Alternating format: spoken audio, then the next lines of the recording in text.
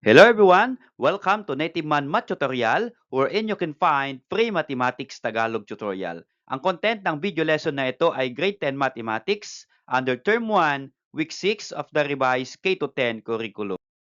For today's video lesson, we are going to discuss solving word problems involving quadratic inequality in one variable. But before we discuss this lesson, if you are not yet subscribed to this channel, please subscribe for more video lesson. So what are you waiting for? Let's begin. The learning competency of this lesson is solve problems involving quadratic inequalities in one variable. Again, this is under Term 1, Week 6 of the revised K-10 curriculum. And for the objectives, at the end of the session, you will be able to number 1, recall quadratic inequality in one variable. Number 2, identify the different inequality symbols and its mathematical praise. Number 3, determine the steps in solving problems involving quadratic inequality in one variable. And number 4, solve problems involving quadratic inequalities in one variable correctly. In solving problems involving quadratic inequality in one variable, we're going to follow these different steps. Step number 1, read the problem carefully. Number 2, identify inequality symbol used.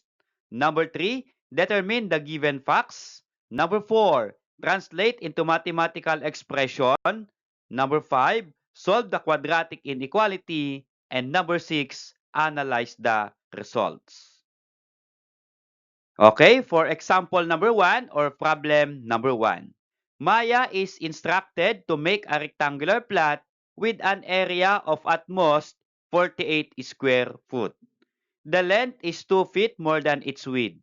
What are the possible measures of the width of the rectangular plot? Okay, so this problem is all about quadratic inequality in one variable. Now, to solve this problem easily, we're going to follow the different steps. Step number 1, read and analyze the problem.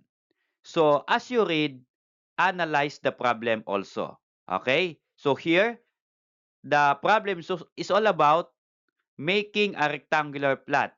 And the area should be at most 48 square foot. And the length is 2 feet more than its width. Okay, so here, after analyzing the problem, step number 2, what is the inequality symbol used? So here, the inequality symbol used from the given problem is less than or equal to. Why? Because the problem used the word at most. Okay, this one. At most means that is less than or equal to in symbol. Okay? Then next, after identifying the symbol, okay, identify the given data or facts. So what are the given data? Okay? We have here 2 feet more than its width. So we need the width, we need the length, and we need this one, 48 square feet. Okay, so here, let width or W that is equal to W. Okay? And let length or L, the length of the rectangular plot as width plus 2 or W plus 2. So bakit po W plus 2 yung length? From the given problem, the length is 2 feet more than its width. Okay, meaning to say, 2 feet is this one, 2, and more than is plus, and then that is width. Can be 2 plus W or can be W plus 2. So, pwede lang po yan. Okay? So, next is that the given at most 48 square feet. And what is this? This is the area of the rectangle. And the area A of the rectangle, the formula is A is equal to length times width. Okay, so using this formula of area and then the given variable for the width and length, we're going to create the so-called inequality of this problem. Okay, again, area is equal to, from the given facts, area is equal to, or area is less than or equal to 48 square foot. Okay, so from the given formula of the area, write the mathematical expression. So here, the area is length times width, its formula. So area is equal to length times width. Substituting the formula here, length times width for the area is less than or equal to 48 square foot. So from this inequality, we can solve the length or the width of the given rectangular plot. Okay, so how? Okay, so let's proceed in solving that inequality. Okay, so here, substitute the given. So length times width. What is length of the given rectangular plot? So the length is W plus 2. Okay, this one. Length is W plus 2. Then times W is W for width is less than or equal to 48 square foot. Okay. So next, we are going to simplify W plus 2 times W. So multiply this one using distributive property. So this will become, what is W plus W? W squared. And then W times 2 is 2W. Okay, so we have now plus here. So W squared plus 2W is less than or equal to 48. So this is now the inequality that we are going to use to solve what is asked or what is being asked in the problem. Okay, after deriving the inequality of the given problem, then we're going to solve this inequality to answer what is being asked in the problem.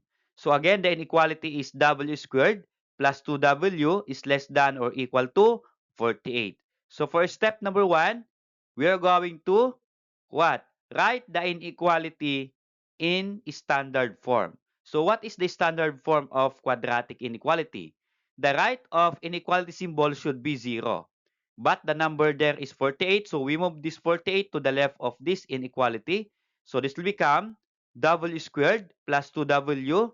So this positive 48, if you move to the left side of the inequality by applying addition property of equality, then that will become minus 48. So positive 48, that will become negative 48. So that's why minus 48. So is less than or equal to 0. So the right of inequality is 0. Now, after this, we are going to write this inequality into equation and solve the equation using any method.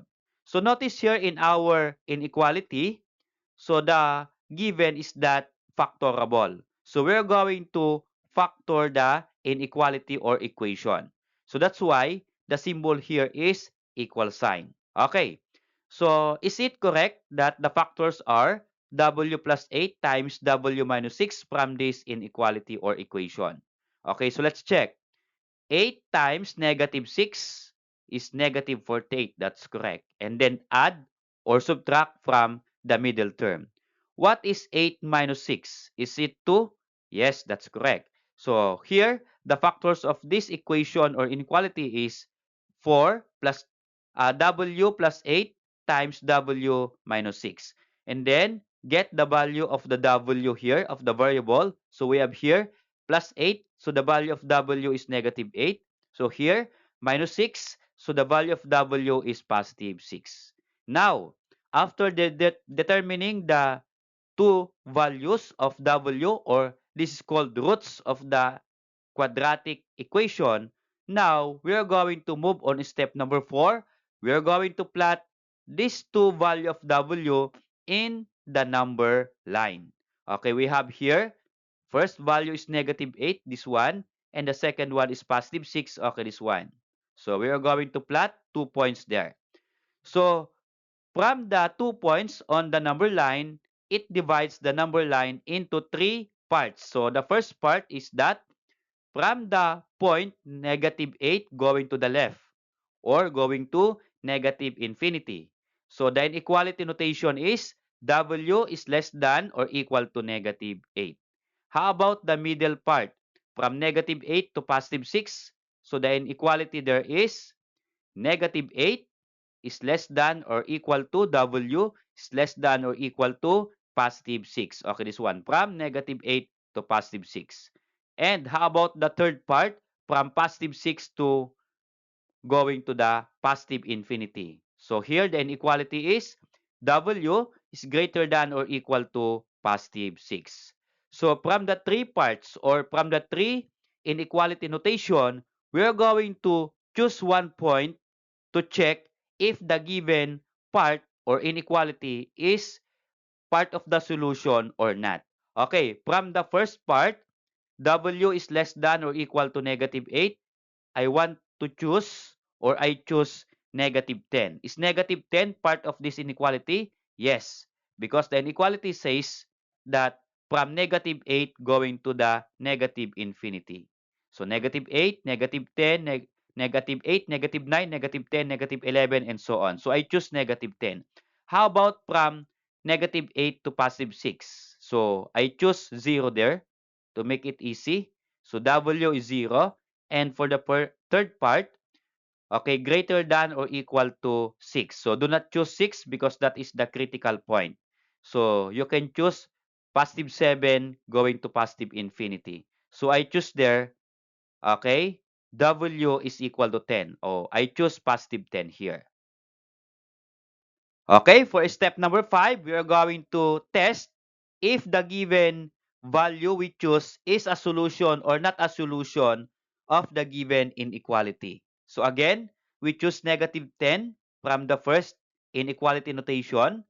We choose 0 from the middle, and we choose positive 10 for the third inequality notation. Okay, again, what are the factors of the given inequality or equation? W plus 8 and W minus 6. So here is the inequality. W plus 8 times W minus 6 is less than or equal to 0. Okay, and we set that inequality as negative. If the result is negative, then that is true. But if the result is positive, that is not true or that is false. Okay, we test for the first part, negative 10. So we substitute this negative 10 to the given factor and uh, get the sign of the result if positive or negative. Okay, so negative 10. So negative 10 is the W. So negative 10 plus 8 is negative 2. So the sign of the result is negative. So we're going to write here negative. How about the second factor? Negative 10 again. So negative 10 minus 6, that is negative 16. So the sign of the result is negative. So we write here negative. Okay. So if you're going to simplify, negative times negative is positive. Now, we set as negative to become true, the result is positive, then the result is false. Okay? So positive is false. How about W is 0? So the value is 0. So we are going to substitute here. So 0 plus 8 is positive 8. So mean to say the sign there is positive. How about for the second factor? 0. So 0 minus 6 is negative 6. So the sign of the result or the answer is negative. So we write there negative. And then multiply. Positive times negative is negative. Mean to say, since negative is the result, then that is true. Okay? How about the last part? So we choose 10, substitute here. 10 plus 8 is 18. So positive 18, so we write positive there. Then the next factor, W minus 6. So 10 minus 6 is positive 4. So the result is positive 4. Okay, so here, positive. And then multiply, positive times positive, that is equal to positive. Again, is positive less than or equal to 0? No. Okay, so that is false. Okay, so here, ang nag-negative lang po ay yung middle part. Mean to say, negative 8 is less than or equal to W is less than or equal to 6 is the notation that we are going to choose because it is true using signed test. Okay, for step number 6, we're going to choose what are the possible measures of the width of the rectangular plot. Okay, so ito po yung nag-true kanina, wherein negative 8 is less than or equal to W is less than or equal to 6. So what does it mean with this inequality? Ito lang po yun. ang value daw ng W or width here is from negative 8 to positive 6. Kaya nilista ko po lahat para hindi po kayo malito. So we have negative 7, negative 8, negative 7, negative 6, up to positive 6. Now, here, in choosing the width or the length of the width, we need to think that for negative measurement, there is no negative. Is that clear? So, wala pong negative na measurement. So, ang choose lang po natin dyan ay positive length. Okay? Hindi rin po pwede yung 0. Kasi kapag meron kang rectangular plot, ibig sabihin, hindi po 0 ang kanyang width. Meron at meron po siyang width. So, i-choose lang po natin yung positive value. Again, there is no negative value. So, we do not choose negative result here. Okay? So, that means that the value of the width or the length of the width starts from positive 1 up to positive 6. Okay? To answer in sentence, the possible measures of width of the rectangular plot are 1 meter, okay, this one, 2 meter, 3 meters, 4 meters, 5 meters, and 6 meters. Okay, so how about this problem number 2 or example number 2? The length of a rectangular garden is 6 meters, more than twice its width. Find all possible measure of the width that will result in the rectangular garden not exceeding 80 square meters. Okay, so here, from the given problem, we're going to follow the steps to solve that one. Okay, first step is that read and analyze the problem. So after reading or as you read, please analyze what is there in the problem. Okay, so the problem is all about rectangular garden. It says there that 6 meters or the length should be 6 meters more than twice its width. Okay, so here the result in the rectangular garden should not exceed 80 square meters. Okay, so here for step number 2, what is the inequality symbol used? So ano po yung word na ginamit to derive this inequality symbol? So we have the word not exceeding 80 square meters. So from the word not exceeding, ibig sabihin, hindi po pwedeng lumampas ng 80 square meters. So that's why we use is less than or equal to. Okay? And then for step number 3, what are the given facts? So ito po yung given facts. Hindi po given yung width. Nakalagay lang po dito width. Okay? So we let width W as width or W. Then we have this one. We let length L as what is the length of the given rectangular garden? The length is 6 meters more than twice its width. Okay, so here 6 meters more than is plus, twice is 2, then W is width. Can be 6 plus 2W or pwede naman pong 2W plus 6. So that is the length of the given rectangular garden. And again, the formula of the area of the rectangle is length times width. Okay, we're going to substitute the given from this formula. So area is equal to or area is less than or equal to 80 square feet. Okay, yun po nakalagay dito. Or 80 square meters rather. Okay?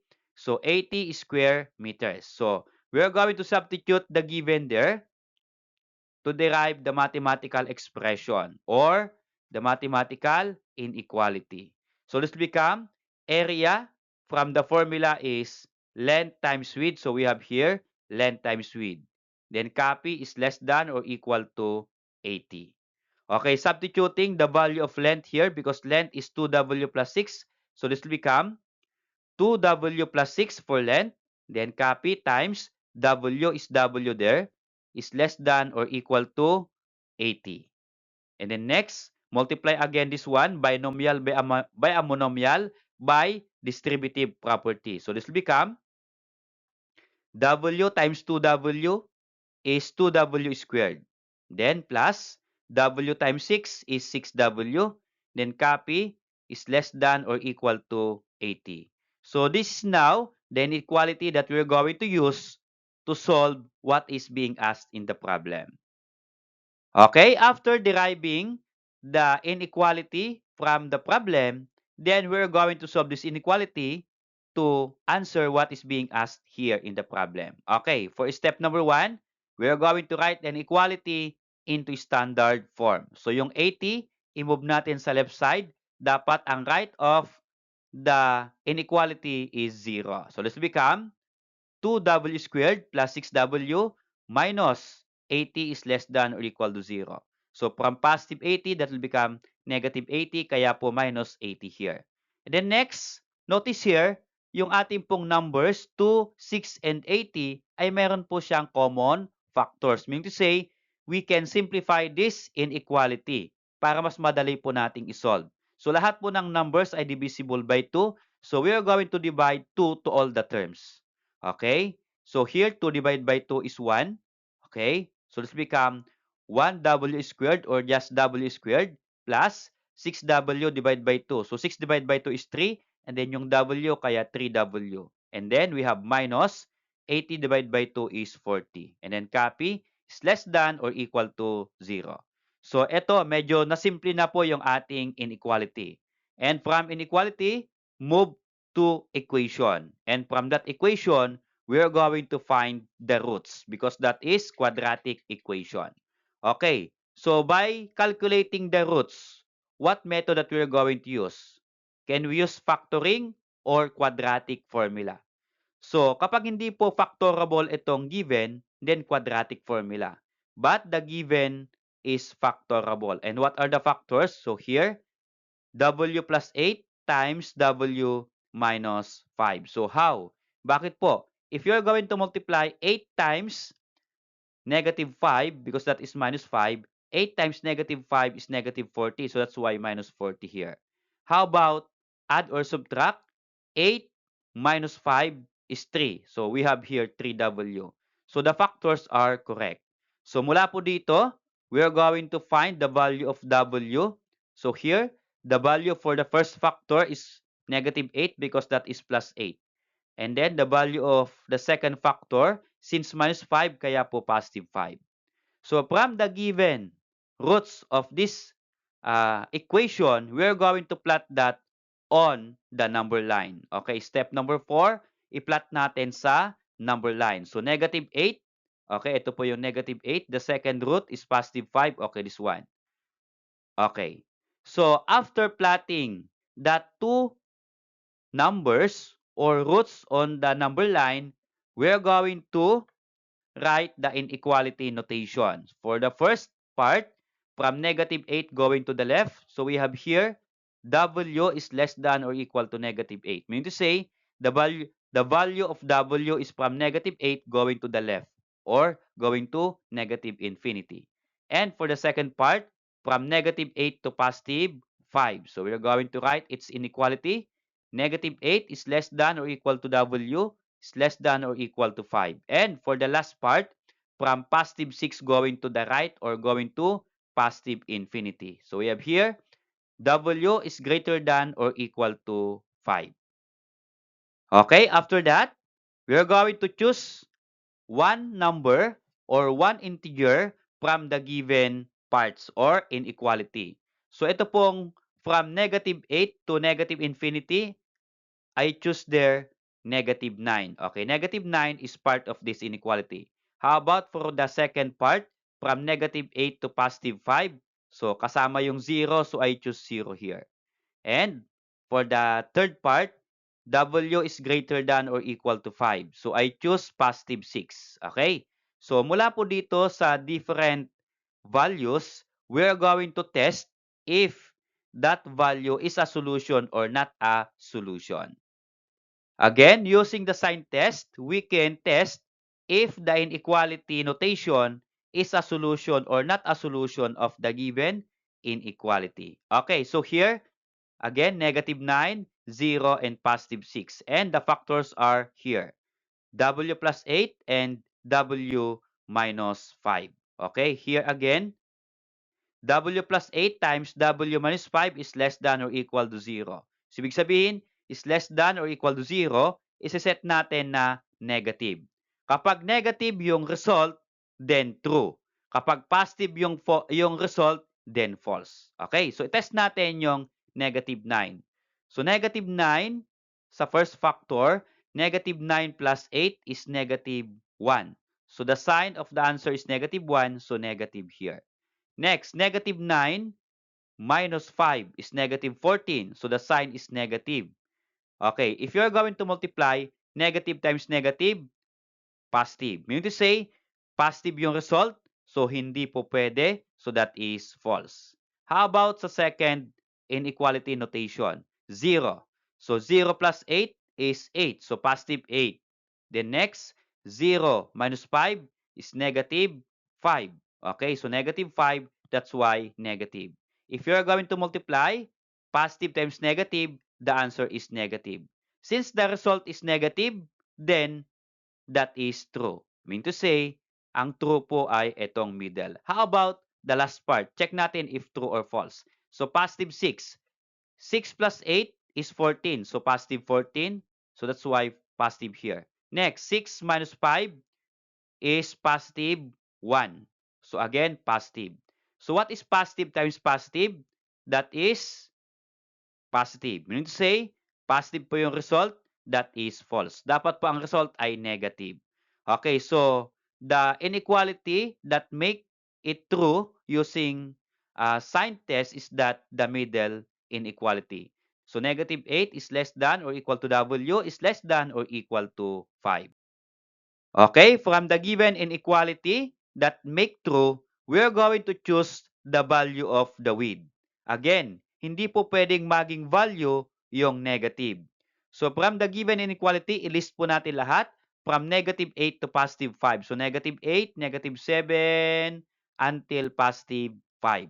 And then again, we are going to choose the positive value. So mean to say, the possible values of the width of the rectangular garden are 1, 2, 3, 4, and 5. Okay, so we're going to write it here. The width are 1, 2, 3, 4, and 5. Okay, so to answer the question, the possible measures of width of the rectangular garden are 1 meter, 2 meter, 3 meters, 4 meters, and 5 meters. Okay, another example or problem. Number 3. The length of a rectangular study table is 3 feet more than twice its width. Find all possible widths if the table's area must be at least 54 square feet. Okay, so this is the problem. Again, this problem is all about quadratic inequality. So to solve, we're going to follow the steps. So read and analyze the problem. So what is the problem all about? So this is about the rectangular study table. So it says there that the length is 3 feet more than twice its width. Okay? And the area must be at least 54 square feet. Okay, so yun po yung pagkakaintindi po natin. Okay, next is that we are going to identify the inequality symbol. So here, it used the word at least. So what does it mean with at least? In symbol, is greater than or equal to. Yun po yung ibig sabihin ng at least. And then, next, identify the given fact. So here, we are going to set that width W is W. And then, how about length? So the length should be from here, the length of a rectangular table is 3 feet more than twice its width. So 3 plus twice is 2 and width. So 3 plus 2W. Okay, this one. 3 plus 2W. So can be written in 2W plus 3. Pareho lang po yon. Yung 3 plus 2W and 2W plus 3 are just the same. Okay? So again, from the formula of the area of the rectangle, because the given figure here is a rectangle, so area is equal to length times width. So here, we are going to identify the area of the given rectangular study table. So the area is, the symbol is greater than or equal to 54 square feet. Okay, so here, from the given inequality, substitute what is there in our given facts. Okay, so the area is length times width, again, length times width, and then copy is greater than or equal to 54 square feet. Okay, so next, substitute what is the length of the given problem. So the length is 2w plus 3, so substitute here, 2w plus 3 times w. What is w? W there is greater than or equal to 54. Okay, next, by substitution or by distributive property, should be, okay, this become w times 2w is 2w squared, and then w times 3 is 3w.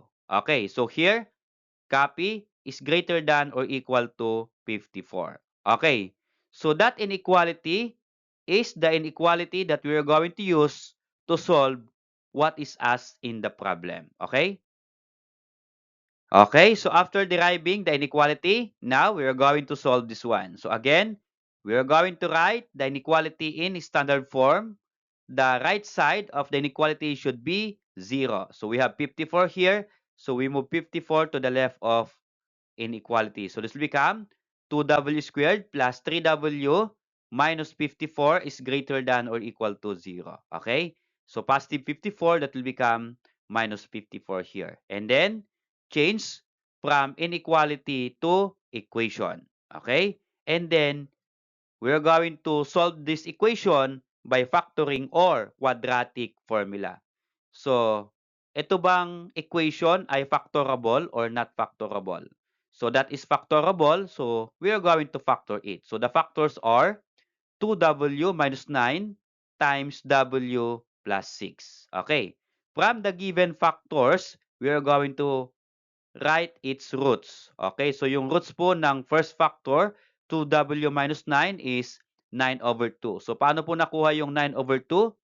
This will become 9 divided by the numerical coefficient of w2. So, 9 divided by 2. Okay, this one.